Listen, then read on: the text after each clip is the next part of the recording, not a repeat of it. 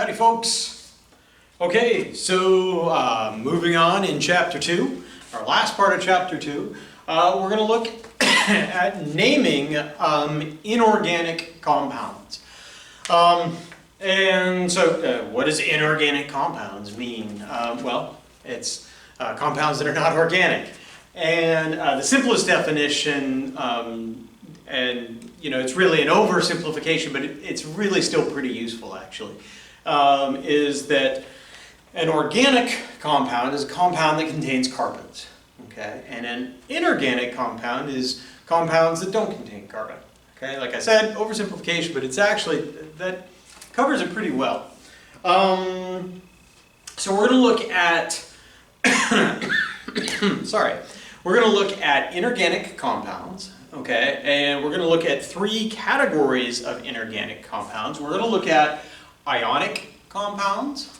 Remember, metal, non-metal together, cations and anions coming together because of electrostatic attraction. We're going to look at binary compounds, so compounds made up of two different atom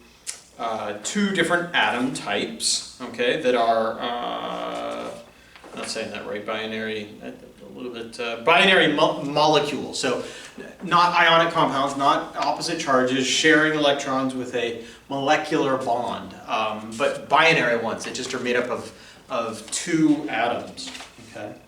And then the last we're going to look at is acids, how to name acids, some of the common acids, and many of which you've heard of, hydrochloric acid, sulfuric acid, phosphoric acid, things like that, and then probably some that you haven't heard of. So, okay, put some text to all that mumbo jumbo. All right, so Roman numeral 9, naming inorganic compounds.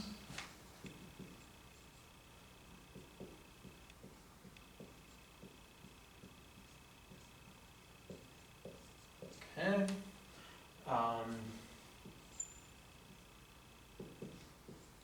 Inorganic compounds. Okay. Do not contain carbon.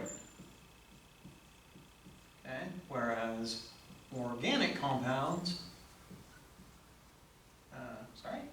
organic compounds do contain carbon. Okay. Oh yeah, I had meant to mention that when you're doing inorganic compounds, which is, I'm sorry. Well, in any case, I'll get to that. Sorry, fumbling here. Okay, so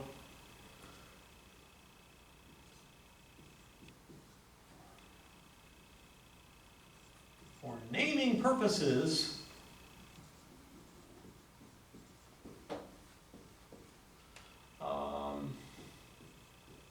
inorganic compounds can be in 3 categories. Can be broken down into 3 categories.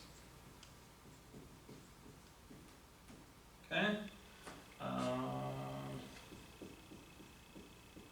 Ionic compounds. Okay.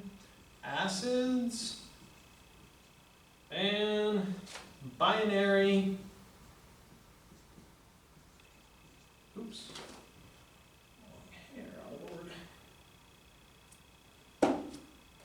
Binary molecular compounds.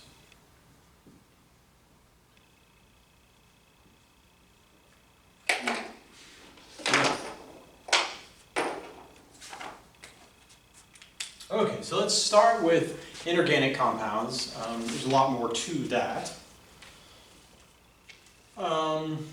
So one challenge for you guys is that you're going to have to recognize what group you're in, what you're looking at. So inorganic compounds, you'll notice that you have a metal and a non-metal. Did I just say inorganic compound? I'm so sorry. Ionic compounds, you'll notice that you have a metal and a non-metal. Okay, acids, there's not a huge group of them that we're going to learn, so it's just going to be a bit of a memorization. Okay, and then binary molecular compounds should be made up of all non-metals. Okay, just not carbon.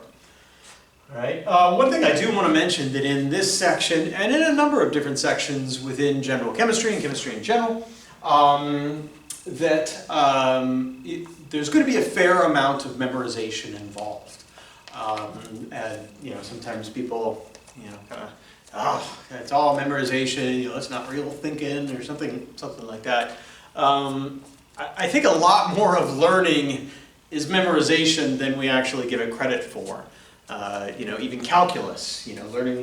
Learning what do I do with this particular type of function? How do I integrate that particular type of function? You may not have had calculus. Or any sort of math thing that you might not have realized is memorization. Well, you've memorized how to deal with that particular type of equation or that particular type of function.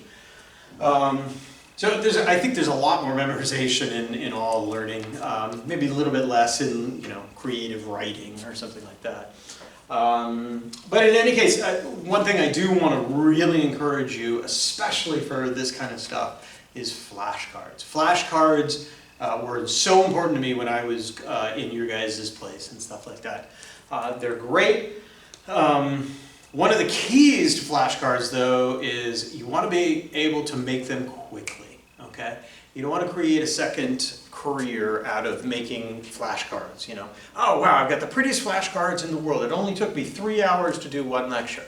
Okay, it's unsustainable. So you got to figure out some way to do it quickly. I used to sometimes cut things out. I would make a copy of a textbook or get something off the internet. You guys can do now. Cut them out and glue them onto note cards or whatever it is. Just do them quickly. The nice thing about using them is that you can then test your knowledge of something in a random order. Okay, so you shuffle the flashcards rather than just going through notes, which are in a very particular order, and page 9 prompts you in your brain for page 10, and so forth and so on. The other really nice thing about it is you can very quickly find the weaknesses in your comprehension. Here's you're going through your flashcards, here's the pile of stuff I get correct, here's the pile of stuff I don't get correct. Boom, separate them out, concentrate on this pile here. Okay, so anyway, little public service announcement on how to learn this kind of stuff. And there is I'll let you know where you need to memorize things, and then you'll have some idea. And there's some handouts actually. You could do my little glue thing.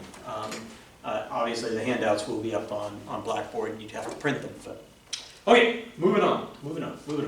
Okay, so important challenge.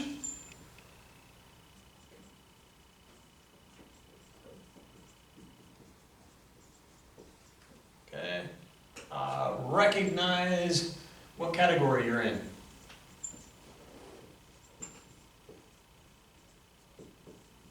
When you see some compound.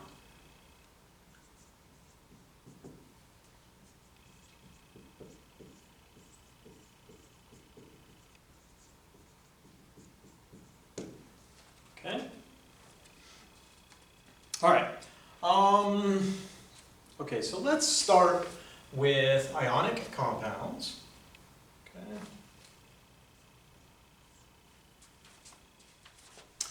So ionic compounds, the general approach to naming them is, you're going to have a metal that's your cation, and then you've got non-metals. It might be a single non-metal, it might be a polyatomic ion. Remember we learned this last time.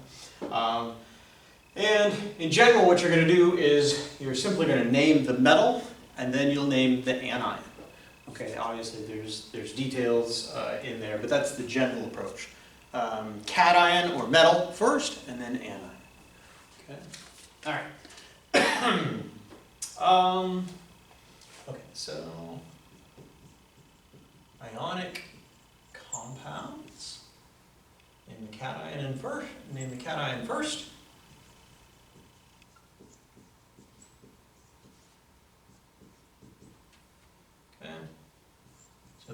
put in front. Right. Then name anion. Okay. All right. There are some trends that we're going to see that you can learn for how you know how to name that that particular cation or that particular anion. So there are some trends you can learn. Still going to be a fair amount of memorization involved with this section here. Okay, so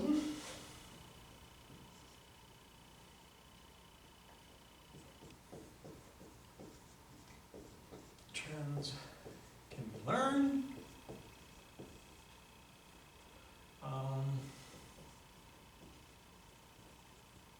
For naming cats and anions. Okay. But many may need to be memorized.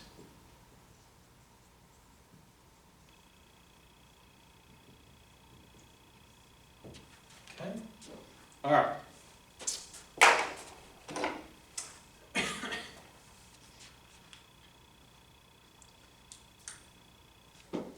Okay. So in general, naming the cations a lot of the time is simply naming the metal. Okay. So if it's sodium plus, when you're naming it in a compound, it's still just sodium. Okay. So sodium chloride. A lot of that information that you get through the name that it's an ionic compound comes from the anion part. That's what really sort of stands out as, oh, okay, this is a salt or an ionic compound. All right.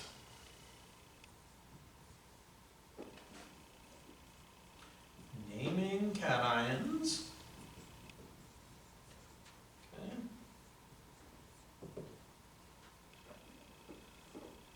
3 types.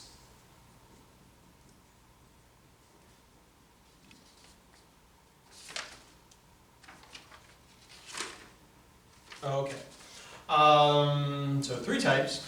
The 3 types are going to be metals that only take on 1 possible charge. Okay, aluminum only takes on 3+. Calcium only takes on 2+. It's the only one you find out in the world. Okay. The second category are going to be the trickier ones. Those are metals that can have more than 1 possible charge. Those are the transition metals.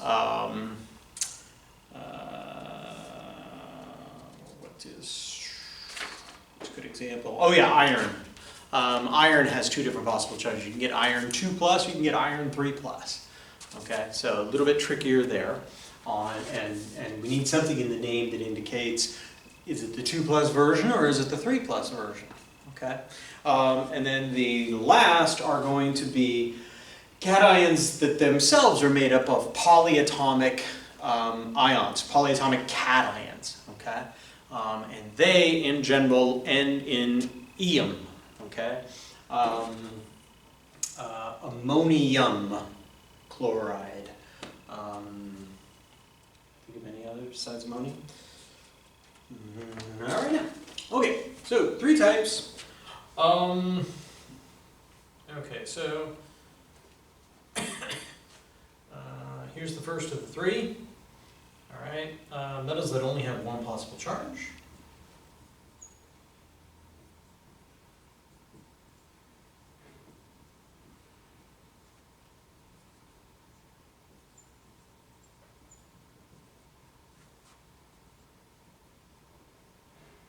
One possible charge type is probably, okay, and I'll put in parentheses, some have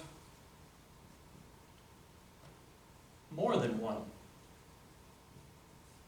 Okay.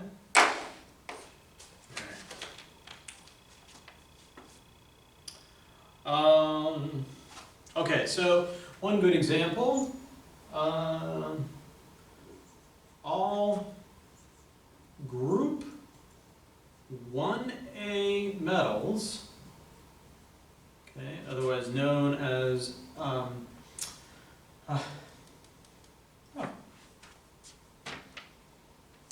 gosh, Alkali metals.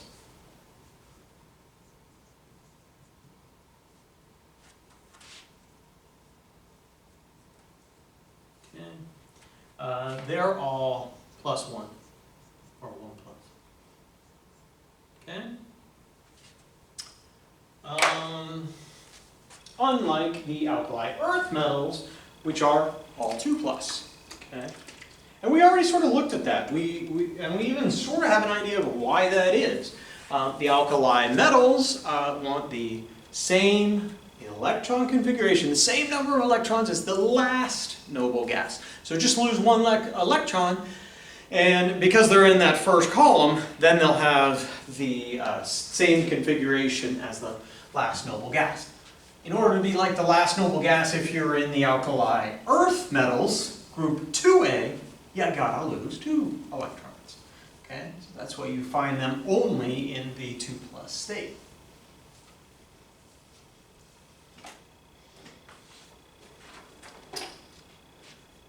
Okay.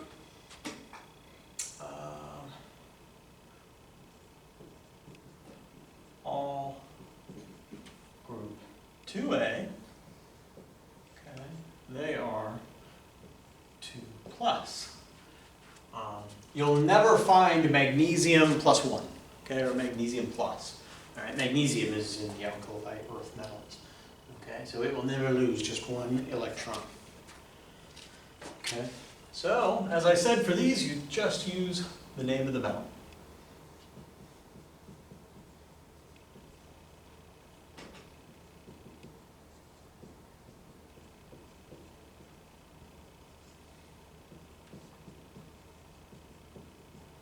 Okay, so here's our alkali metals.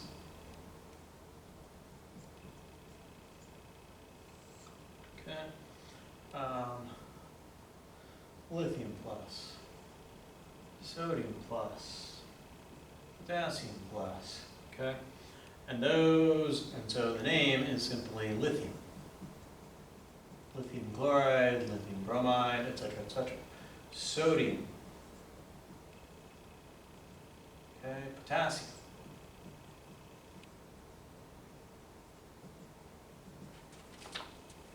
Okay. Same for the alkali earth metals.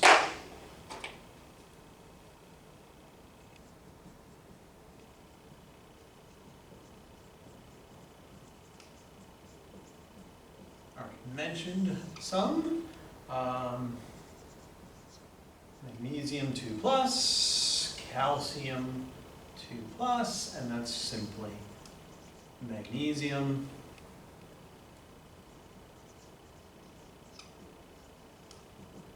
Okay, calcium.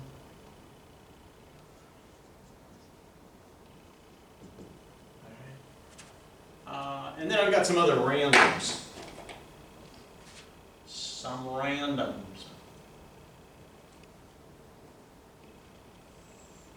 Okay. H plus, that's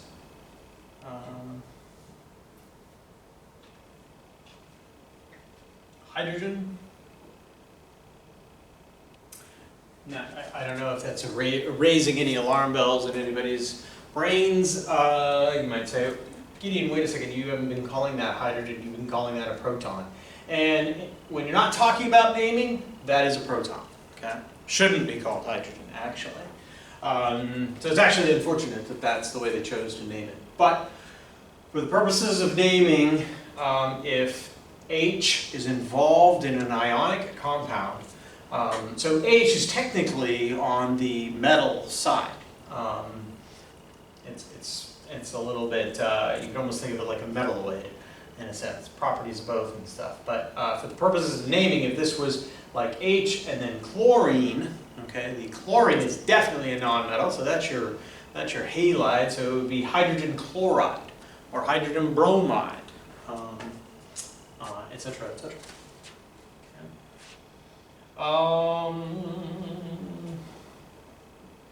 Aluminum. Oops, aluminum. Shucks, that's not very clear. plus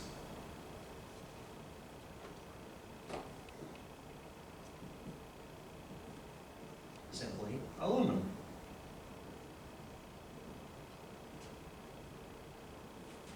Okay. All right. There are, not all the transition metals have, I'm always doing this, in the middle of the periodic chart is what I'm indicating. Not all the transition metals have more than one possible cation that they form. Some of them only have one. And a couple of those are silver and zinc. Okay. So this is still under the category of cations that only have one possible charge. Some transition metals. Okay. So silver, which is Ag, 1 plus, and zinc, 2 plus. Okay. This is silver. This is zinc. Okay. And these, by the way, you need to have memorized. Okay. You know, again, and this is a good example of what I was talking about. You could learn the trend. Oh, it's really just the name of the metal, but you still need to know. Okay, so you need to know that. I know in some general chemistry courses they might make you memorize the entire periodic chart. I don't do that. I don't think it's too many rare ones. It's just I don't think it's necessary, especially in a compressed summer class like we have. But there are some elements you're going to need to know, and those are certainly some of them. Okay. All right. So that should be it for the cations. They only have one type of possible charge. 8. Okay, yeah. And now metals that have more than one possible charge. These are typically transition metals, as I said. Okay. So,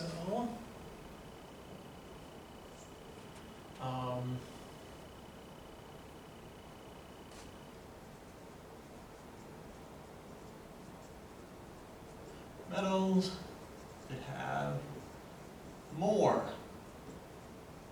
than one possible charge. Okay. Okay.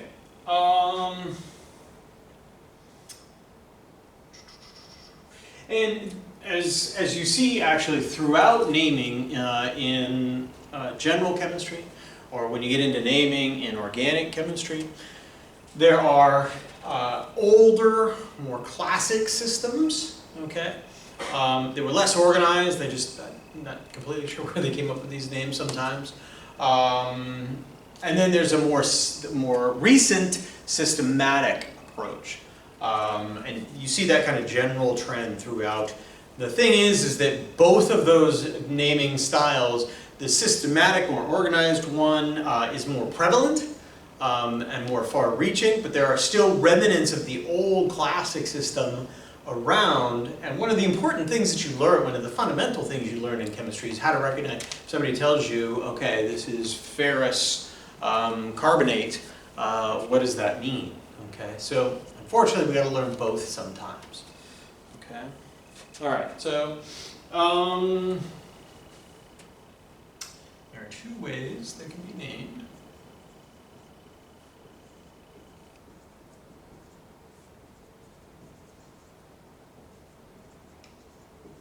Okay, and that is new versus old. Okay. All right, so the new system is you designate what the charge is. It's always plus. We're only talking about cations now. So it's either 1 or 2 or 3. You designate what that is with a Roman numeral in parentheses in the name. So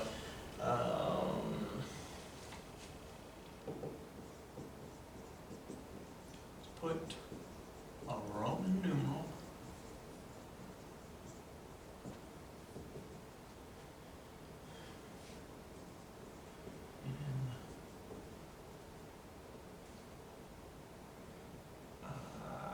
misspelled it. I knew I would. I knew I would. N.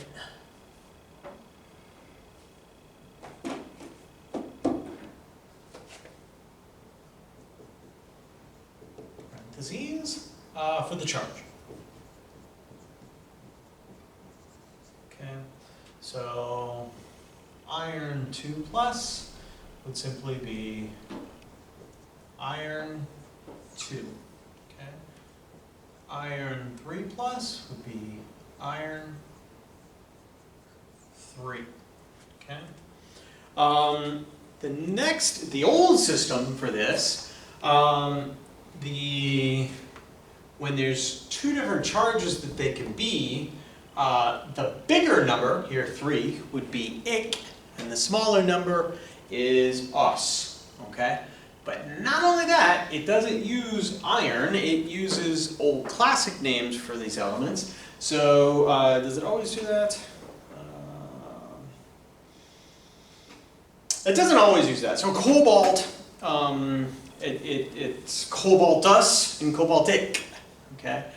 Against iron, it's ferrous and ferric. Okay? For the transition metals, I would say you don't really need to memorize them, but you do need to understand what that means, okay? You have to have an appreciation of what that means. And there are probably some that would be good for you to appreciate. And maybe I'll put a little, yeah, I'll mention in a second which ones. And there's a lot of the transition metal ones, and I have a handout for it. Okay, so, sorry. Old, some have totally different names.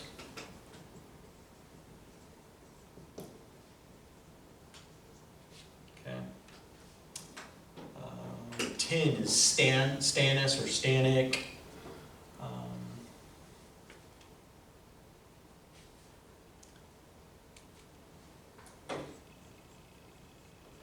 Note, if two different charges are possible, as with iron, okay, you use the ending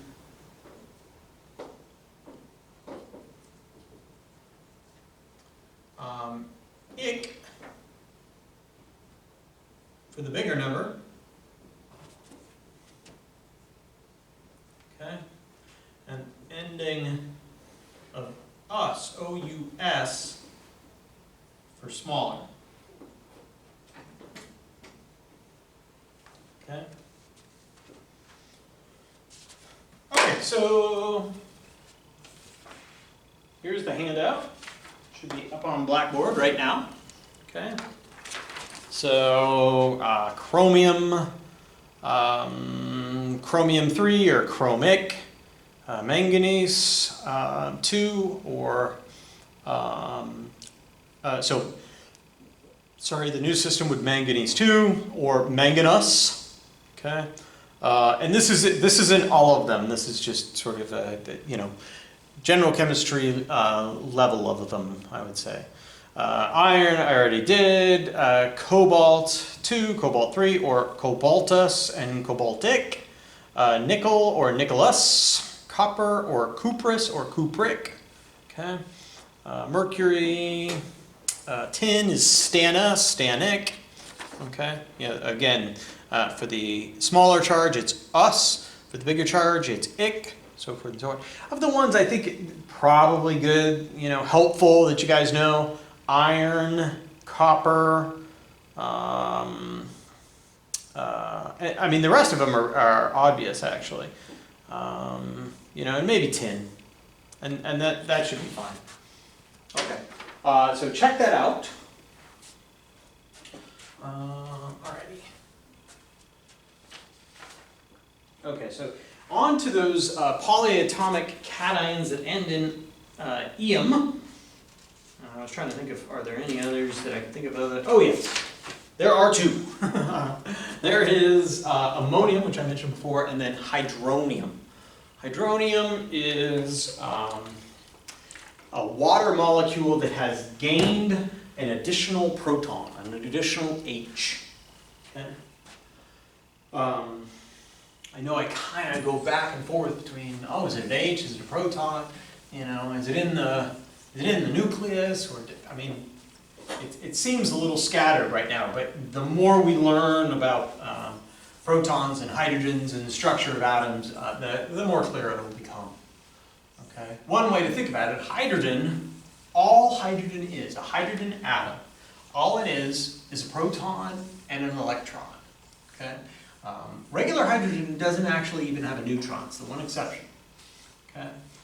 So it's a proton and an electron buzzing around, and that's it. If it loses that electron, it becomes an H+, or simply a proton. Okay? Okay. And we're going to learn in a later chapter that acid-base chemistry, when hydrochloric acid dissolves something like in your stomach, it just dissolves your lunch. Okay? It's actually, acid-base chemistry is the exchange of an H+. Okay? All right, so move on. Oops. Okay, so polyatomic cations that end in -ion.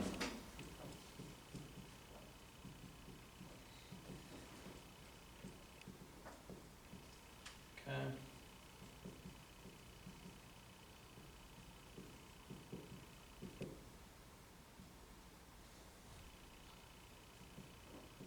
And there's two.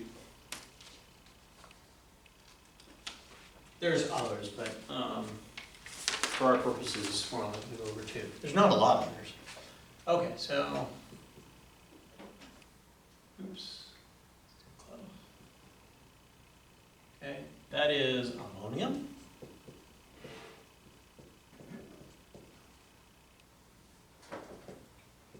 Okay, if this is NH3, okay, we'll get to it a little bit later on, but if this is NH3, it's not charged, okay? It doesn't have that extra proton on it, and that's actually just ammonia, like you have in window cleaner, okay? And then H3O plus is hydronium, okay? And that is a water molecule, as I said, that's picked up an extra proton. Okay, so that's it for naming of ionic compounds. That's it for naming the cations. Let's talk now about naming the anions.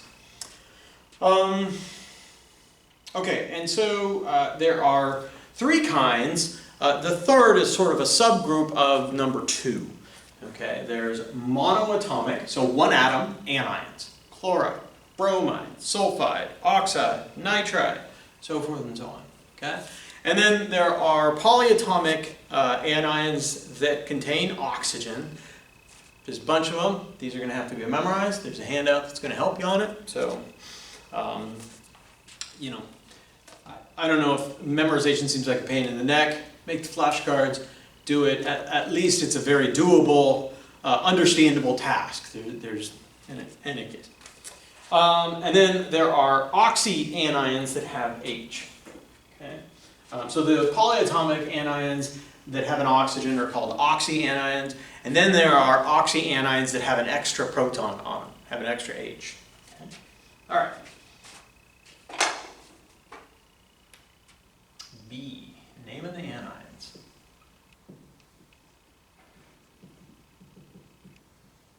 Okay. There are 3 kinds. Okay. Monoatomic,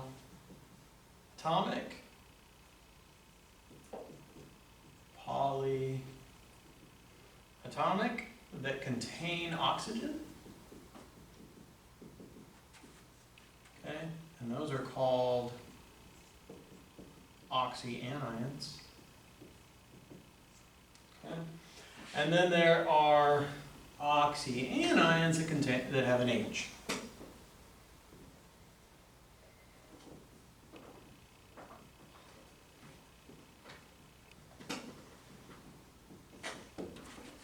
Okay.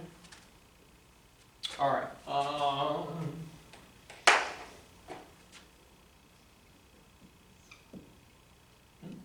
So, monoatomic anions.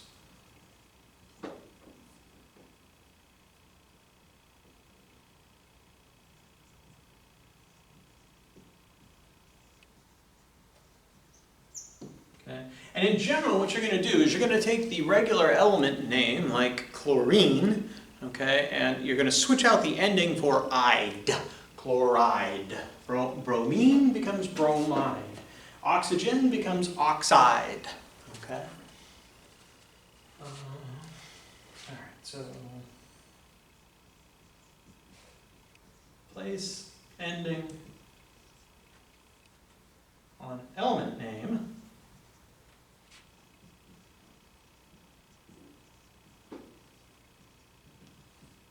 with "ide." Okay. So, some examples. Tired of the screen. It's too late. I'm gonna make it. All right. Examples.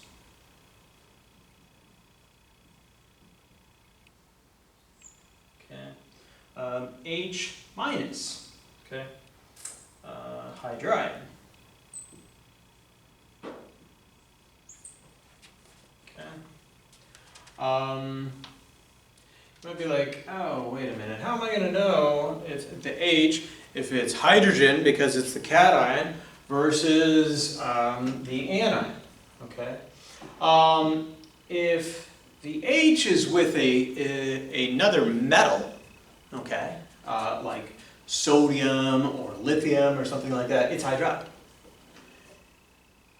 And it's the anion, okay? So if it's with another metal, it's the anion. The other metal is the cation, as they usually are. Okay. The only time when you have H and some compound where the H is actually the cation is when that other atom is a non-metal. Okay, hydrogen bromide, hydrogen chloride, hydrogen sulfide, so forth and so on. Okay. Okay. Switch over here.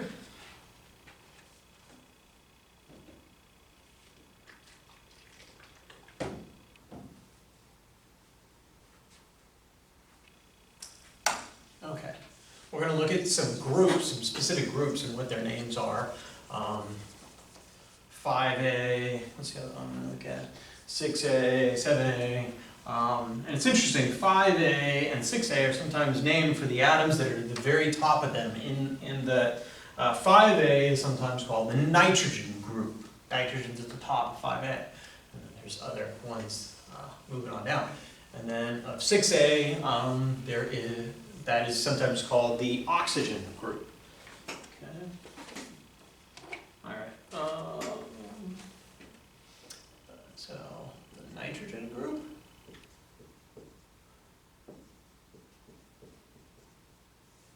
Okay. We have N3 minus, which is nitride.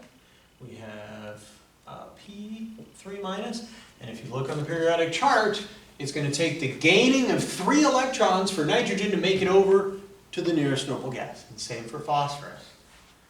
Okay, that's phosphide. Normally, that would be phosphorus. That's phosphide. Okay. There's the oxygen group.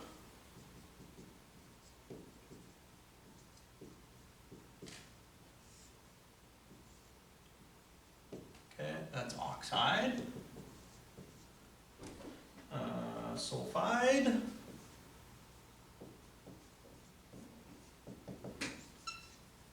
Okay. And then the halides. Which are the ones in group 7A that are right next to the noble gases, so they only have to gain 1 electron to become have a noble gas configuration, halide, which is 7A. Now I was going to write up here, this is 5A, and this is 6A. Okay.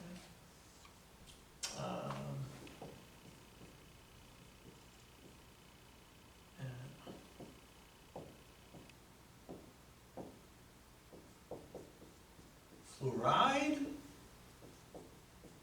chloride, bromide, iodide. Okay? These all need to be memorized. Right? Let's see. I don't think I made a handout for that. There it is. There's not that many to write down. Okay. Getting there.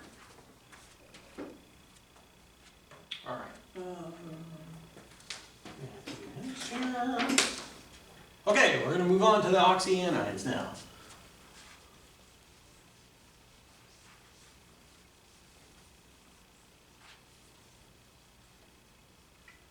And these often contain different numbers of oxygens, okay?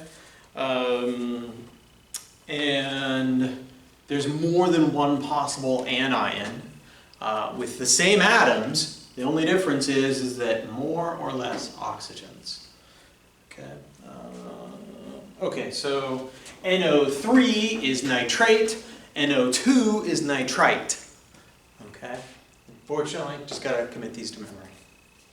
All right, so we're on 3. Is that right? Section 3. Yes. Oxyanions. Okay. Polyatomic anions that contain oxygen.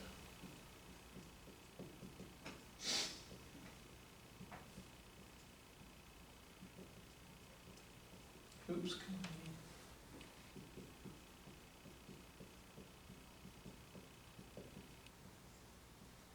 Okay. All right. You can have two molecules that actually have extra electrons, so they become peroxide. Oh, shucks. Sorry.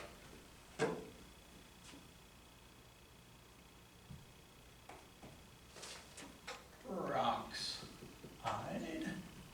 Okay. If it has just one extra electron, it's called superoxide. Okay. We've already talked about that one before. That's hydroxide. Okay. Hydroxide is in what's in a lot of like drain cleaners, Drano and liquid plumber and stuff like that. Cyanide. Okay, incredibly toxic compound. And then so 2 chromiums, and then 7 oxygens, a 2 minus charge. Okay, so that whole thing is the anion. Okay, that is dichromate.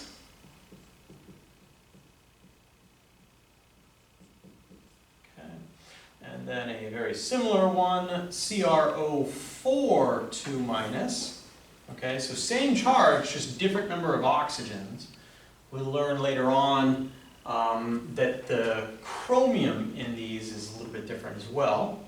And that is, rather than dichromate, that's just chromate.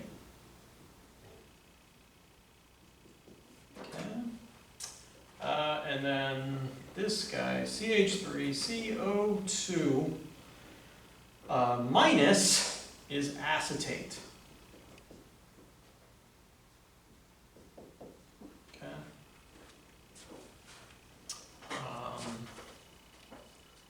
Acetate is what is acetic acid when it's lost a proton.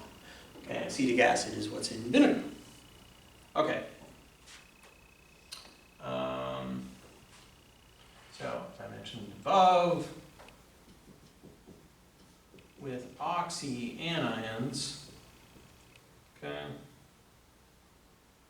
the number of oxygens changes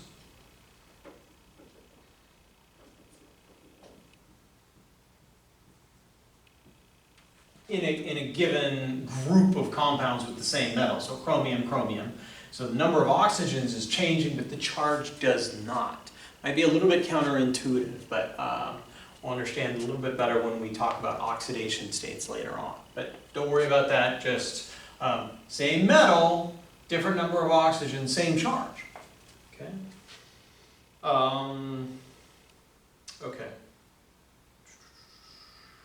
Oxygen changes, but charge is the same.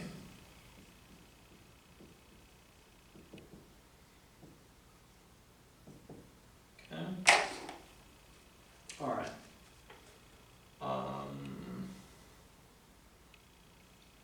And in many cases, the version with more oxygens, okay, has an 8 ending.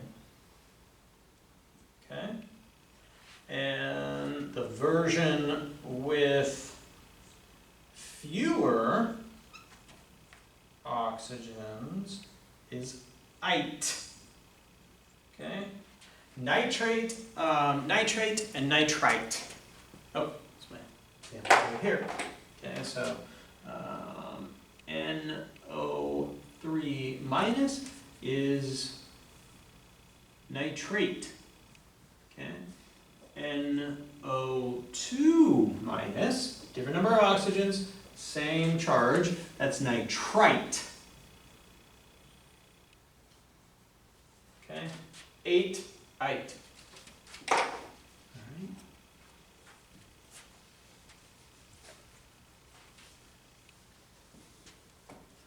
Okie dokie. Oh, also, there's room down there. SO4, 2 minus, that's sulfate. Okay. SO3, 2 minus, is sulfite. Okay. All right.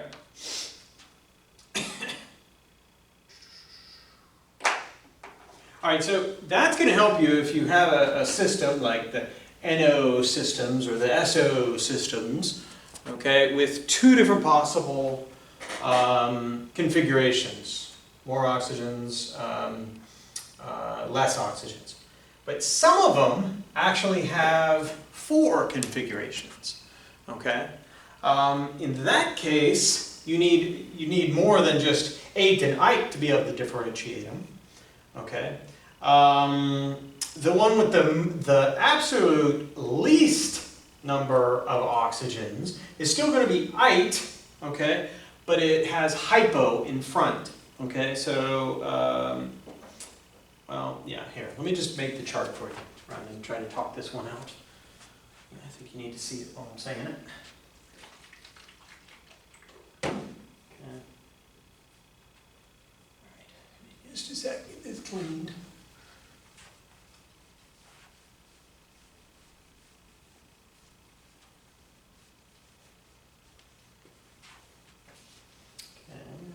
Oh, wait. Oh, no, I'm not going to make the chart. Not going to do it. Because it's on Blackboard for you, okay? But I will put the trend. Let me write the trend on here so that you understand the chart when you're looking at it.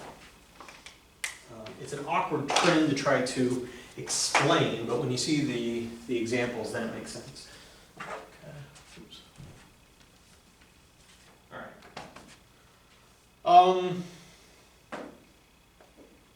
Okay.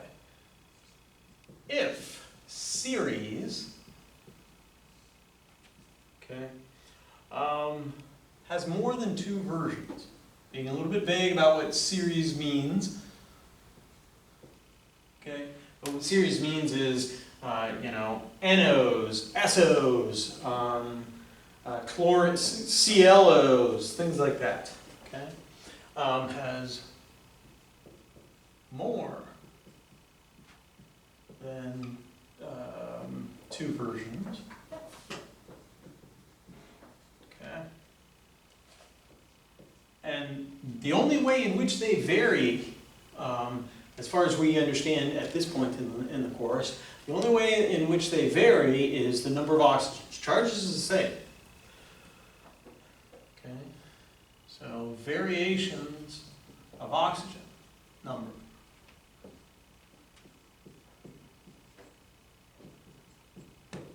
Okay.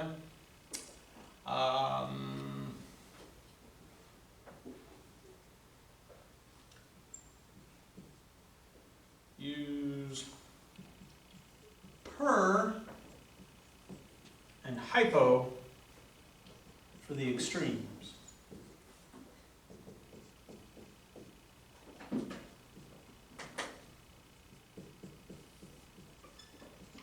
Okay. C handout 2, which is called more oxyanions.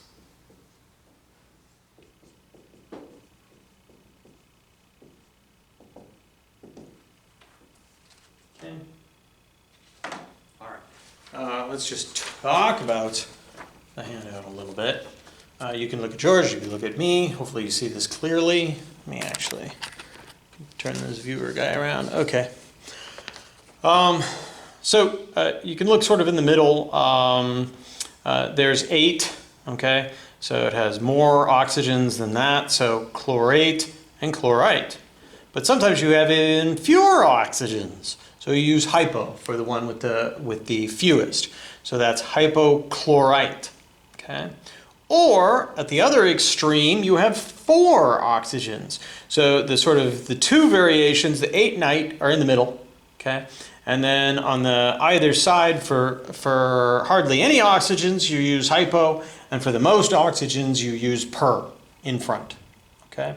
And these need to be memorized, okay? But here, cut it out, a little bit of glue stick, okay?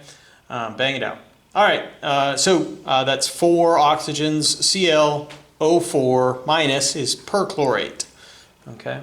Hypochlorite, that's what's in bleach. Sodium hypochlorite is bleach. And then, yeah, so you can have iodine with 4 different configurations of oxygen, all minus 1, okay? The fewest oxygens is hypoiodite. 2 oxygens is iodite, 3 oxygens is iodate, and 4 oxygens is periodate, okay? So forth and so on, okay? And here's some that only have 2, down in there. Yeah, okay, there you go. All right. So, moving on now to the oxyanions. So those same oxyanions, but now they can contain an H, okay? And again, there's 2 systems. You either, that extra H, you may say bi, if it has 1 extra H, like bicarbonate, okay? Or you may just say hydrogen, as in hydrogen carbonate. And things like bicarbonate, which is sort of the older system, is still very prevalent. Sodium bicarbonate is what's in baking soda. Okay. All right.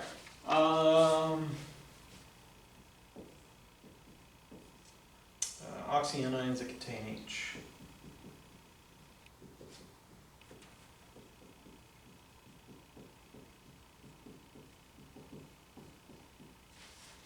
Okay. All right.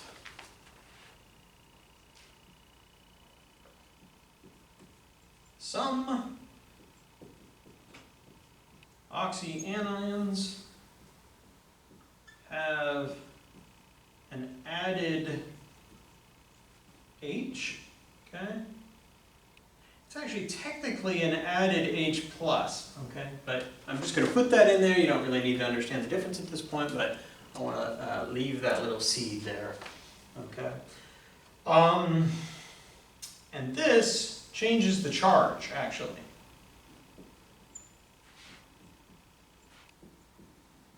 Okay. Whatever it used to be, it will be 1 less minus. So carbonate is CO3 2 minus. Bicarbonate, when it's got an H added to it, is HCO3 1 minus. Okay, and intuitively, actually it's good that I have that there, intuitively it makes sense. If you're adding an H plus, that's going to take away one of those extra electrons. Okay? And as I said, there's a new and old system here. Okay, so old, if just one H has been added, okay, to this oxyanion, okay, put the word or the letters bi in front of the old anion name.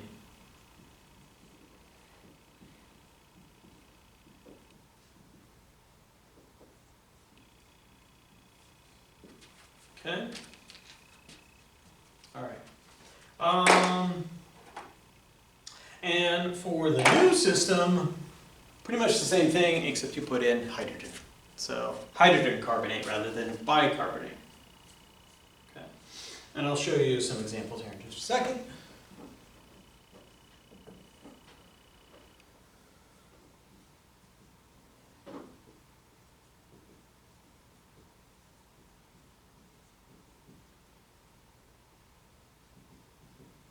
Oops. And this is definitely a situation where both of these systems are still prevalent. You go to buy one of these chemicals, sodium bicarbonate, sodium hydrogen carbonate, you know, you may very well find it expressed either way. So definitely need to appreciate what they're talking about. Okay, put the word hydrogen in front of original anion name.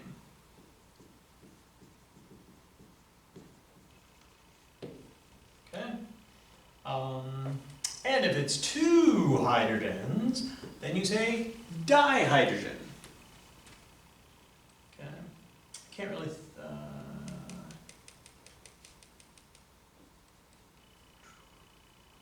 Yeah, I can't really think of an old way to do it when you've added two, but yeah, maybe an example will come to me. Okay. So if yeah, two H's have been added to this original oxyanion for which you have memorized the name. Two hydrogens have, come on, burger.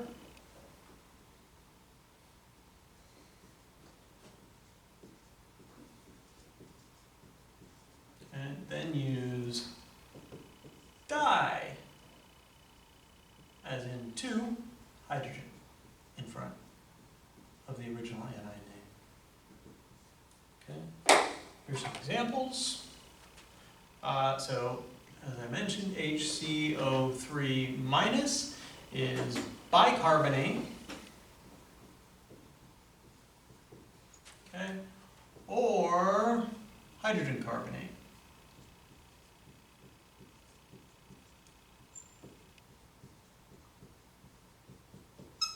Okay. HSO4 minus is bisulfate. Okay. Or hydrogen sulfate.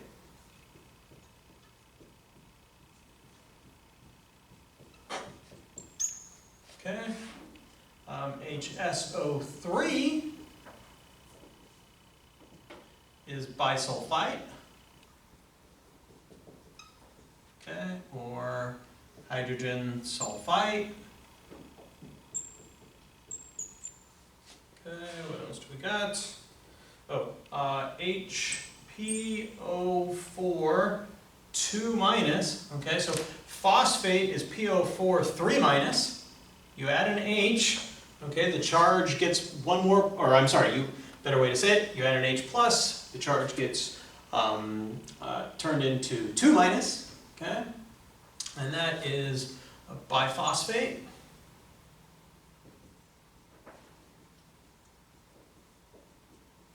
Okay, or monohydrogen phosphate. Mono meaning one.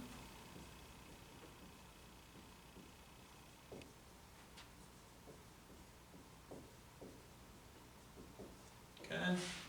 And then H2PO4, that's that last situation that I was talking about. So you've added two H pluses, changes the charge, again, one less negative. It's kind of an awkward way I tend to say that.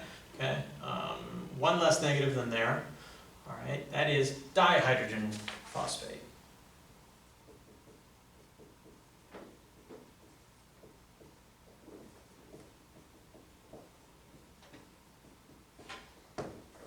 Okay. Whew. Okay. We have learned all the way that you name cations, that we need to know for this course anyway, all the way that you name cations, all the ways that you add all the kinds of anions that we're worried about. Now we got to learn how to put them together. Okay.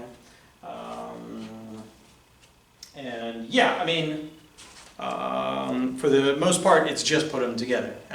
You know, we know that sometimes there's two different ways of doing it. You can use either. Okay.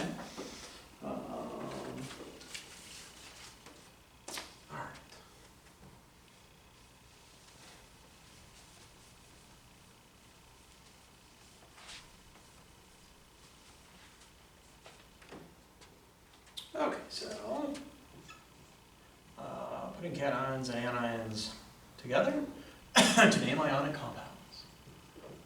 Putting cation and anion names together. If anything, this section is more about just giving examples. Okay. To name ionic compounds.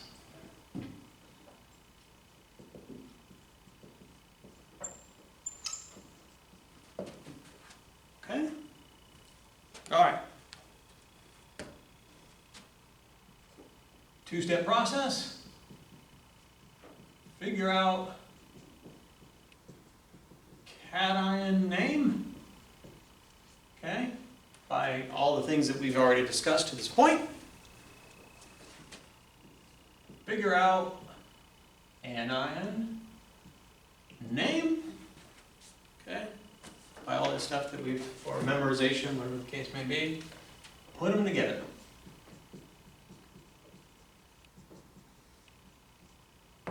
Hallelujah. All right, so let's do some examples. This is going to be a good place for you to pause the video before we answer them. Okay, see if you can work it out. All right, so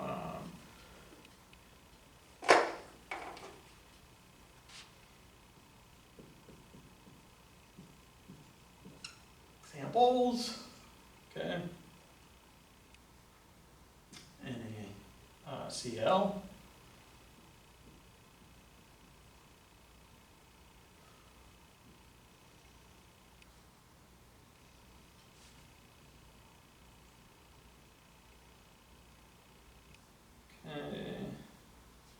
Cu, ClO4, and there's two of them.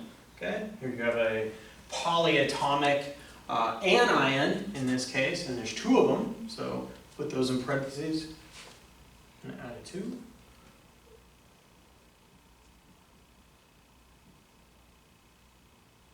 Okay.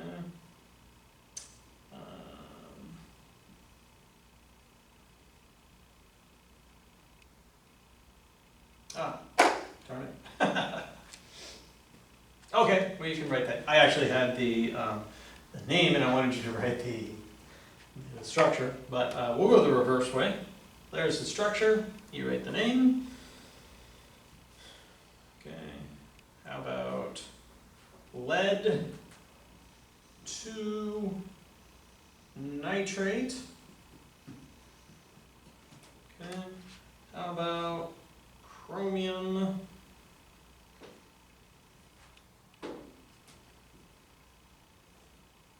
3 oxide? Okay.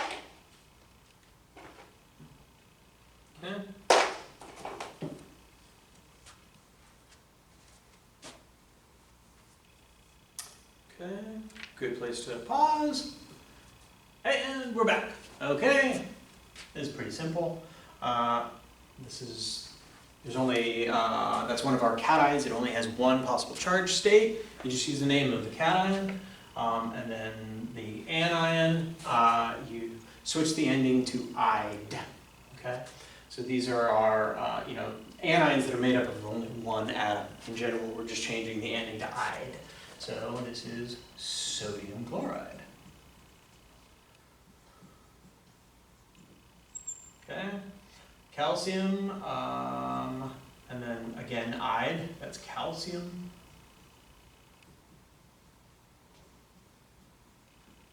Chloride. Okay. Two different ways we can do this one. You remember that there is, or maybe you will, there are two different charges that copper can take on. Okay, copper 1 and copper 2.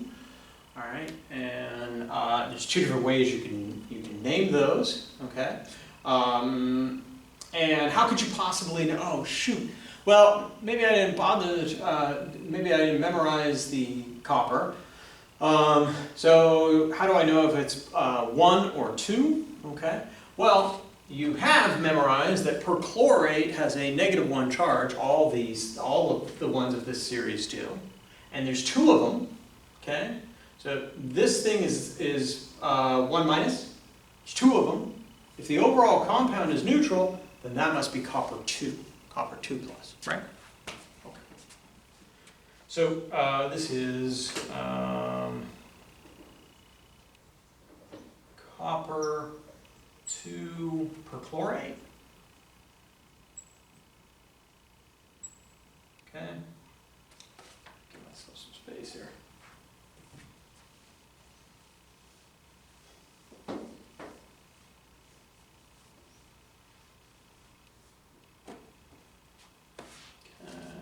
Or cupric. Okay, ic is the one that has the higher number. Okay, it would be cupris if it was copper 1. Cupric, it's copper 2. Okay, perchlorate.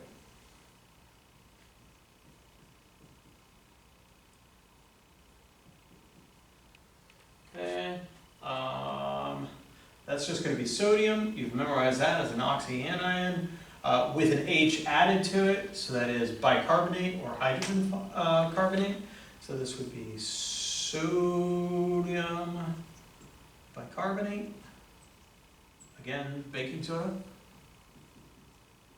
Or it could also be sodium hydrogen carbonate.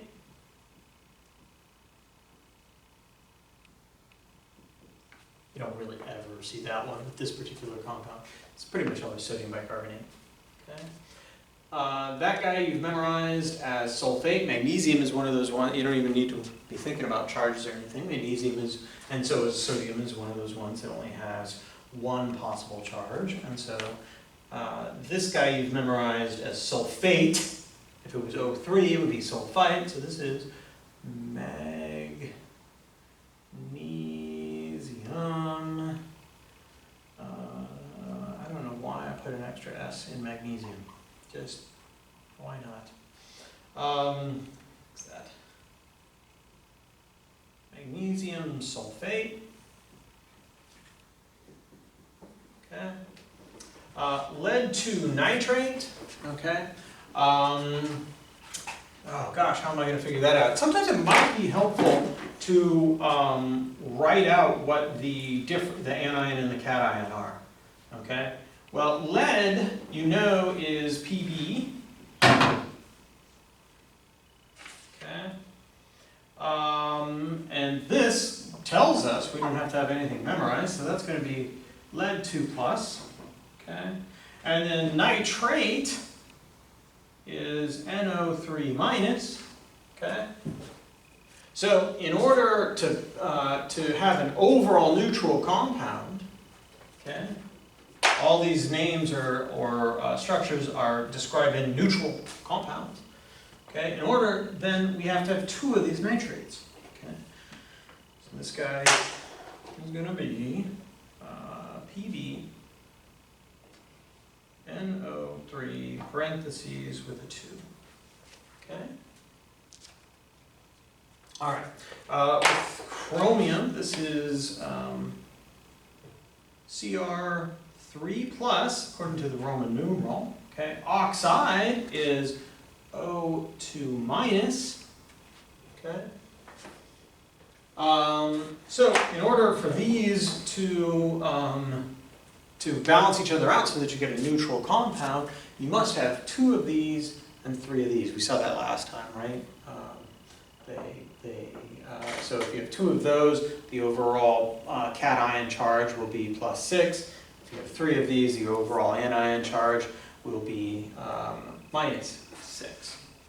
Okay, so chromium 2O3. Okay. Okay, folks. So yeah, visited hair and makeup there, and now we're ready to go again. Okay, so naming acids. Okay.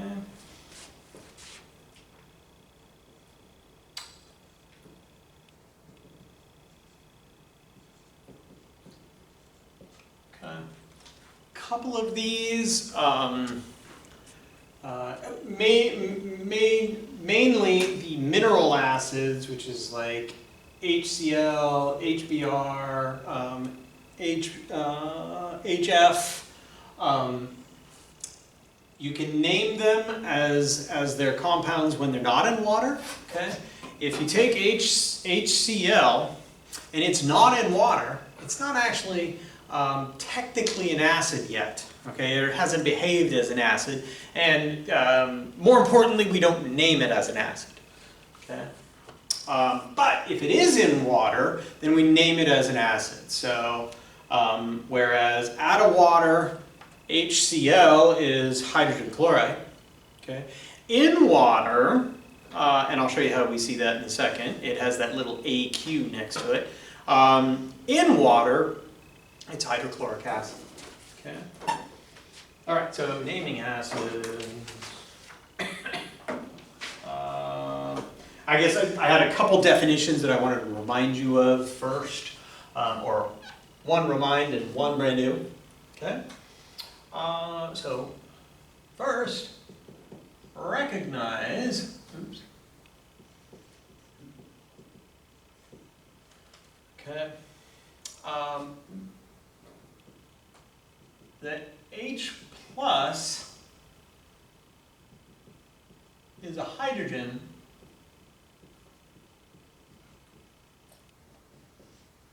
that's lost its electron. Okay? So it's, you know, I said that a hydrogen is nothing more than 1 proton and 1 electron. Well, if it's lost that electron's gone away, okay, then it's a proton, okay? And sort of using that definition, an acid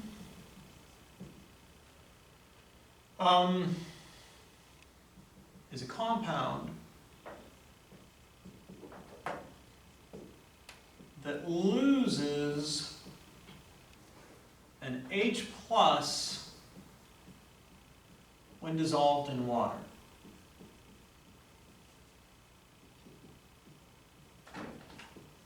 Okay.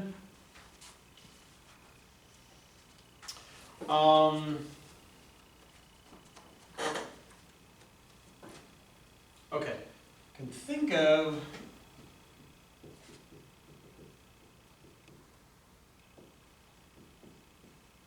an acid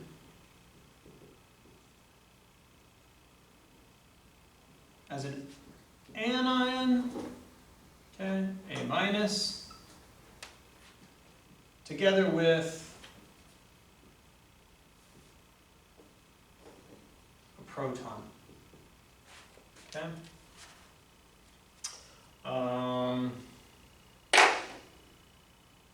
So together it looks like HA. Okay? All right. In general, in acids, when you're drawing out the formula of an acid, the H comes first. Okay, so two trends in naming. And there are the anions that you've already learned. So we're going to basically take advantage of the anions that you've already learned that have an "ide" ending to it. Okay? And we're going to switch that "ide" to "ic." Okay? So chloride becomes chloric. Okay? And we're going to put the word hydro in front. And then we're going to say acid.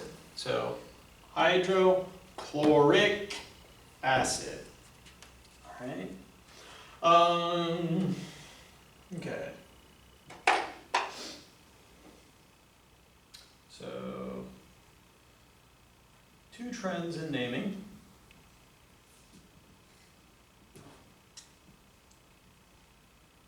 Okay. Anions with an "ide" ending. Okay, well, what do you do for those guys? You switch the ending to "ic." You put hydro in front.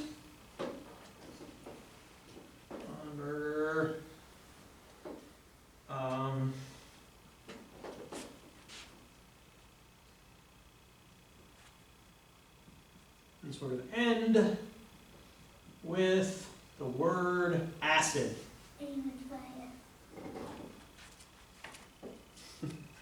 Okay, so all right, we have. And let me use a different example. Not terribly different. Okay. That, the anion is called bromide. Okay. This, okay, if you put AQ down below there, we haven't really talked about that. I talked about, maybe you've gotten to the lab portion. Probably not. If we put, oh yeah. Sorry. If you put AQ down there, that means it's dissolved in water. AQ, that is a Q, stands for aqueous. Okay?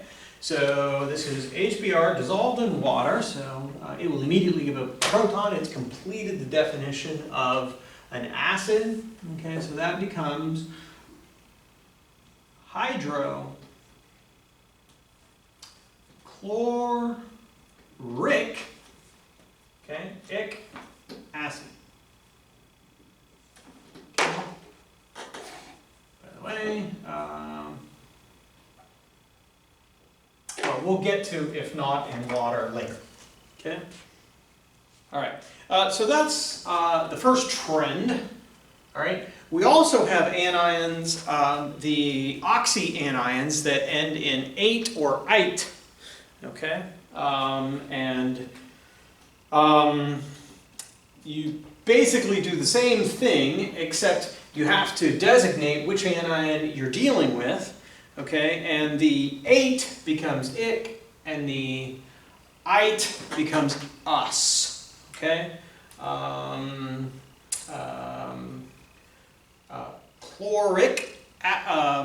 chromic acid, chlorous acid. Okay, sorry, and this is actually the subject of our last handout. Okay, so second trend. Anions that have "ate" or "ite" ending, okay, from those oxyanions that we've memorized. All right, and in that case, the 8 becomes ic.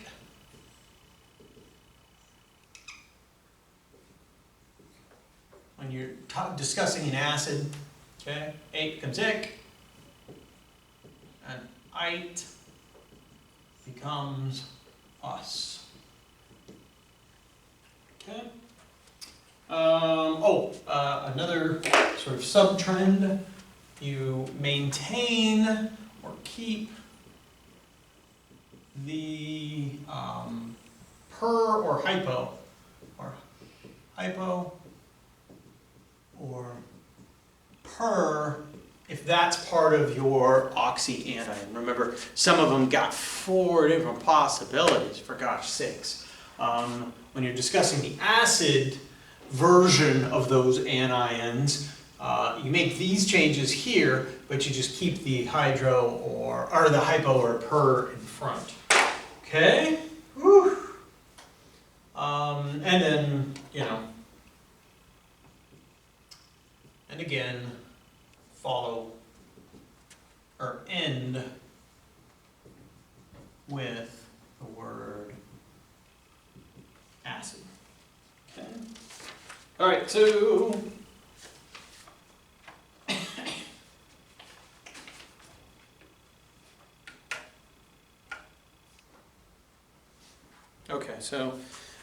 here are, again, take a look at what you're looking at here. Okay, so here are anions that you have already memorized. Okay, and so here are the ones where it just ends in "ide." All right, so ide becomes "ic." So hydrofluoric acid, hydrochloric acid, hydrobromic acid, hydroiodic acid. Okay. Here's some oxyanions, okay, and the corresponding, this is the, these are some acids that are derived from oxyanions. Here's the corresponding oxyanion. Carbonate becomes carbonic acid, okay, it's an 8, so it changed to ic, okay. 8, so 8 changes to ic, sulfuric acid, okay. Here's an ite, that's going to change to us, sulfurous acid. Okay. This is probably one of these cases where you could learn these trends and everything, and the ic and the ite and all that, and at the same time, hedge your bets and make flashcards for these. Okay. This is maybe a good place to remind you what I was saying that first class, that none of these individual concepts are complicated. It's just, there's a lot. It's drinking from a fire hose. So, get another cup of coffee, dig in. You're accomplishing a ton. All right. In any case. Almost done with this lecture too. If that makes it easier for you. Okay. So, you remember we're going to name 3 types of compounds. We're going to name ionic, or 3 types of inorganic compounds. Ionic, salts, acids, and now binary molecular compounds. Okay?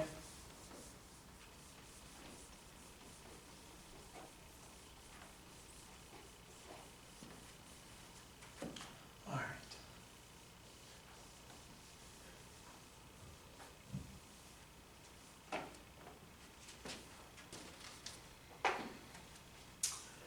Okay, so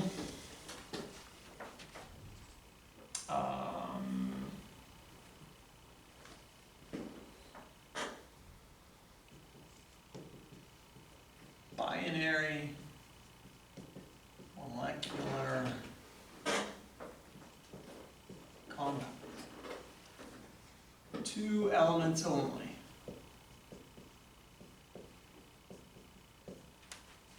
Right?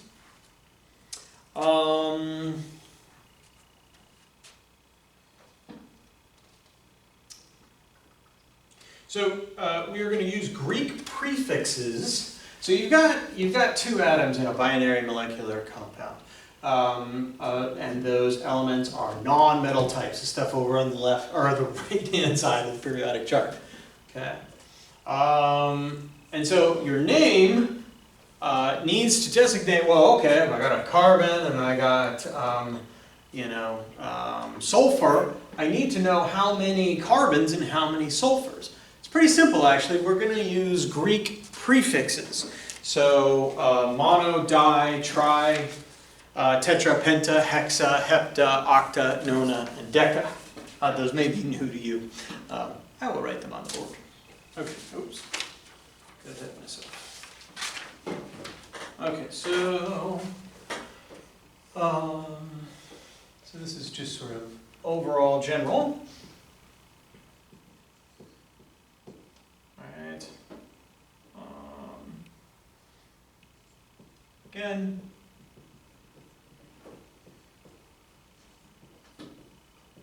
recognize that if only nonmetals are present, okay, then there are molecules. Okay. By the way, a lot of those acids that we just learned fit that definition, but there are also acids that's more important to describing what their character is, so they're named more as acids. Okay, and in part that's why you've memorized them. So you know, hydrochloric acid. Okay, no worries.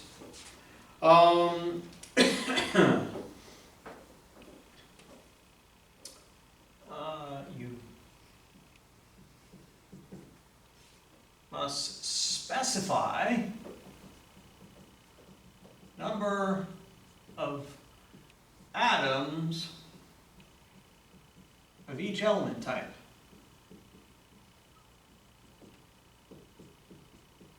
Okay? There's no straightforward way to predict like there was with ionic compounds and trends in charges that they adopt. Okay? So as an example, before I even really taught you how you do it, okay, when you have CCl4, so carbon with 4 chlorines around it, okay, if there's only one atom of the first type, we don't have to say how many, okay? So there's only one carbon, I don't have to say how many. That's just a little exception to the rule or something. So this is carbon tetrachloride.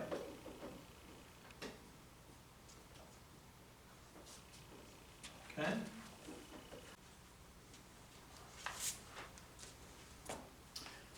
Okay, so as I alluded to, excuse me, the tetra refers to the fact that there are 4 chlorines. Okay. So tetra, Greek prefix for 4. 4, 4. Okay, and here are the rest of the prefixes.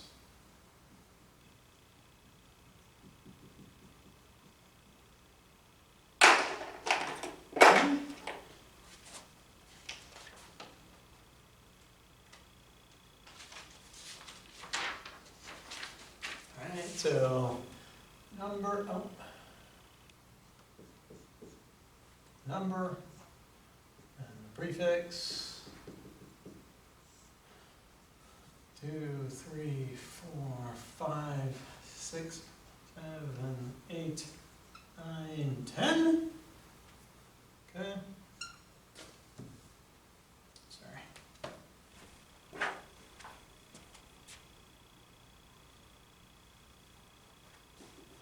Okay, so this is mono, di, tri, tetra, penta, hexa, hepta, octa, nona, and unlikely to use some of these ones that, some of these larger numbers.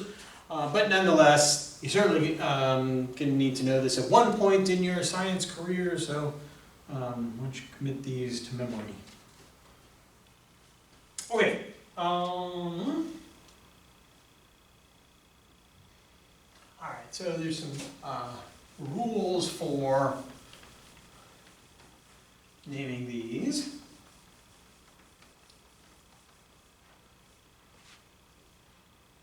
Okay.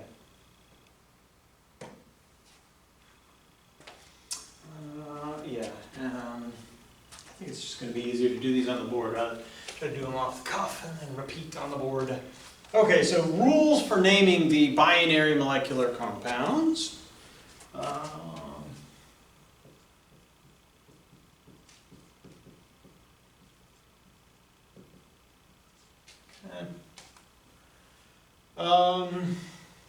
Which element is first in name? Well, in reality, what's first in name is always what the first atom is in the formula. Okay, but if you've got binary compounds, is there any sort of rhyme or reason to why one was put first instead of the other? Sorry, that's a water spill over there. And yes, indeed there is. Okay, so which element first in name?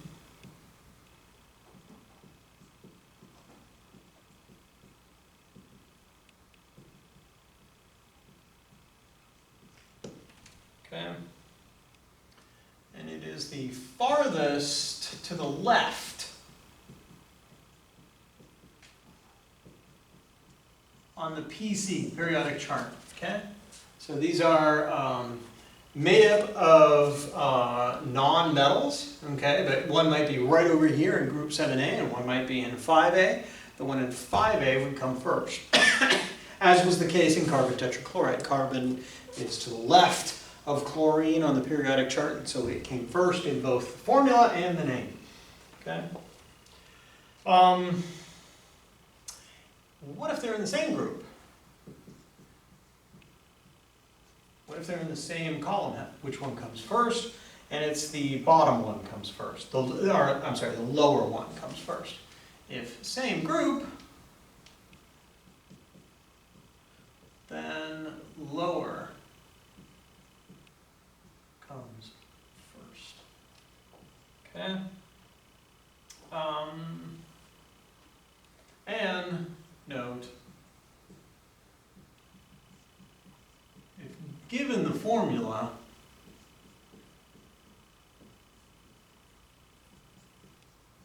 then the name follows the order of the formula.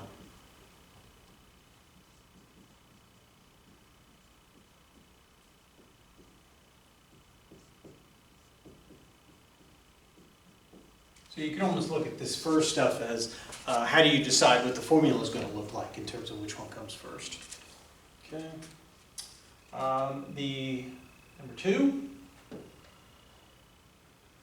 second element of your binary compound made up of non-metals gets the IDE ending.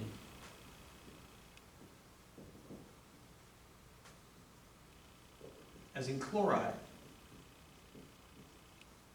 Okay. And then 3.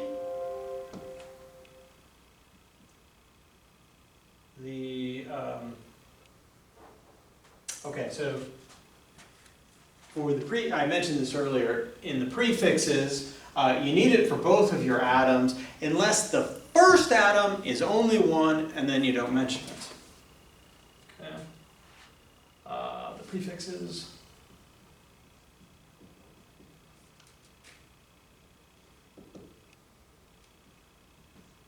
Okay. If first element, only one atom in the formula. Okay. Don't use mono.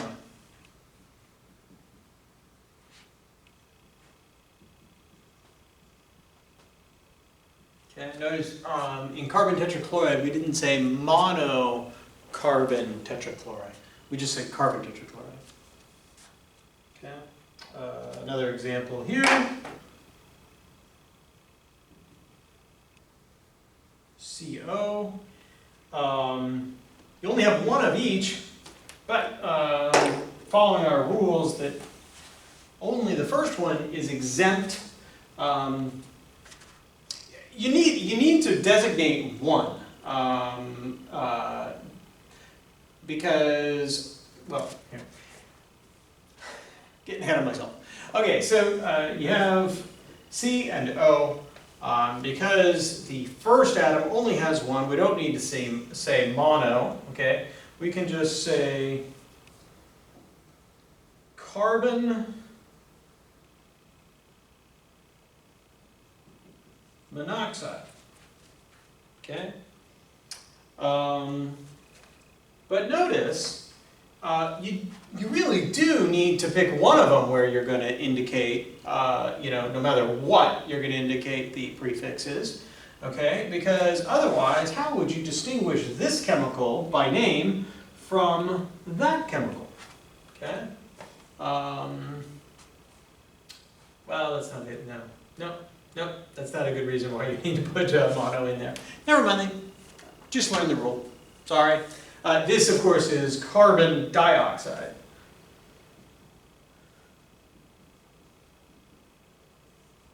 Okay. This is a great example for why it's so important to know the difference in, to understand namings. As I've mentioned in class, this is an innocuous thing that this room right now is full of, that my lungs are expelling, and this is a very toxic poison. Okay.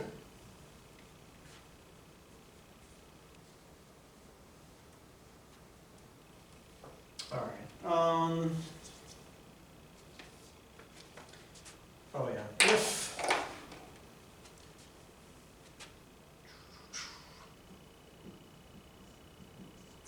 If the element name starts with a vowel,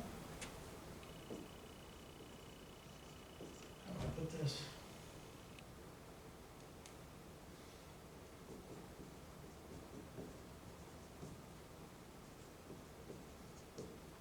Okay. Drop the O or A from the prefix.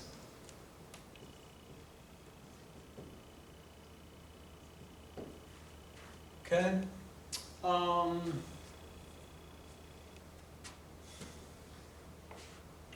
good example right now where that comes up. Oh, I have one here just so. Okay.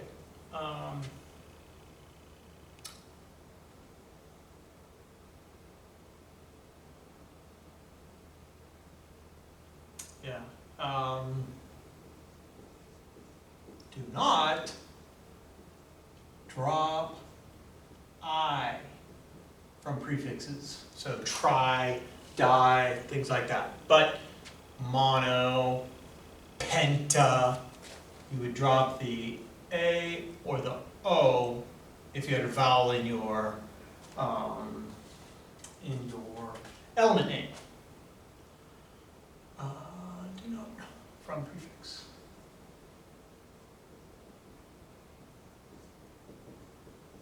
Okay. Let's see example I have. Oh, okay. All right, so, oh, right, hey, this is a good example.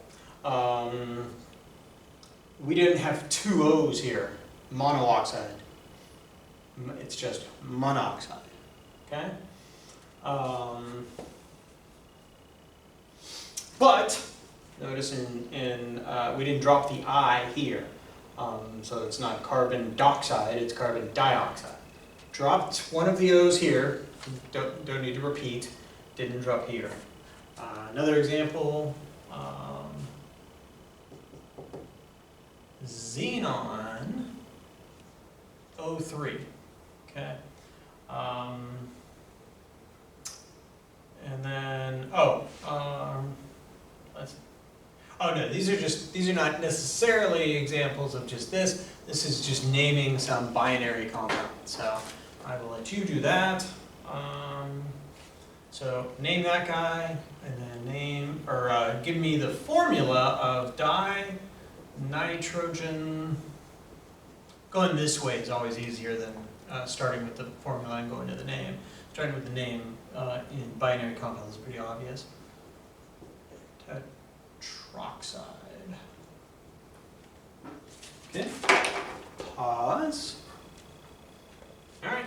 And so this would be the first element only has one. Don't need to say mono. We just say xenon.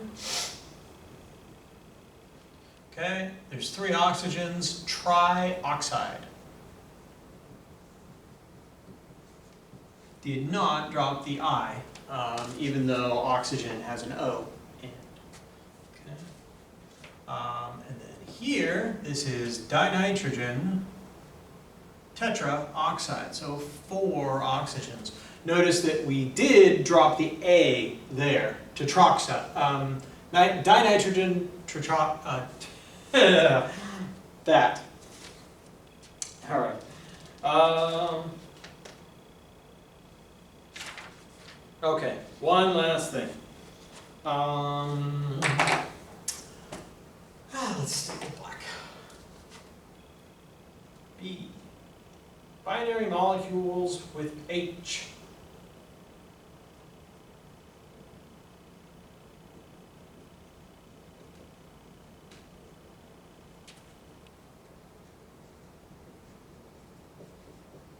Okay? So you've got a binary molecule, you've got H and some other non-metal. Okay? The H is going to be your cation. Okay? And then the other will have the "ide" ending. Okay? And again, you might be a little bit confused when we start mixing that with, say, the halogens. Okay, so HCl, we're going to name those as hydrogen chloride, hydrogen bromide, because it won't have that little aqueous thing that says it's dissolved in water, in which case we would name it as an acid. Okay? And it's not just some sort of consequence of oh, let's, our naming system.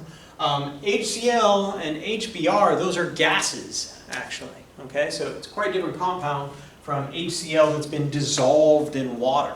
Okay. All right. So you simply name it as though it was an ionic compound.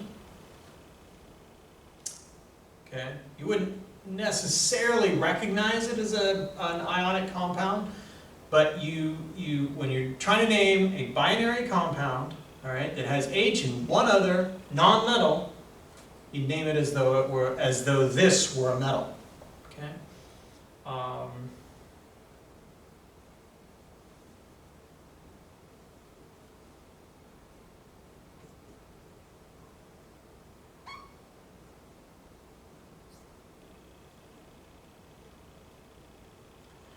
As though it was an ionic compound, and the H is the metal. Okay, it is on that side of the periodic chart, and it's always H plus 1, right? Okay, so for example,